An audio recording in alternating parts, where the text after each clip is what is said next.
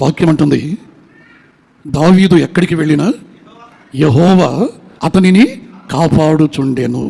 ఆమె ప్రియమైనటువంటి దేవుని బిడ్డ, నేను మనుషులు చేసినట్లుగా చేస్తున్నానండి, మనుషులు మాదిరిగా ప్రవర్తిస్తున్నానండి, వాళ్ళు చేస్తున్నారండి, అది చూసి నేను చేస్తున్నానండి. నువ్వు మనుషుడివి కాదు, నువ్వెవరివో తెలుసా?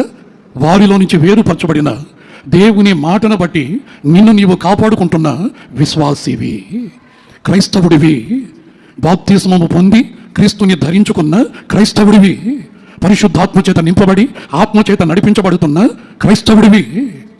ఏదో ఆరాధనకి వచ్చిపోవటం కాదు, మనుషులు వస్తారు, కానీ నువ్వు విశ్వాసిగా మారాలి, నువ్వు విశ్వాసివి కావాలి.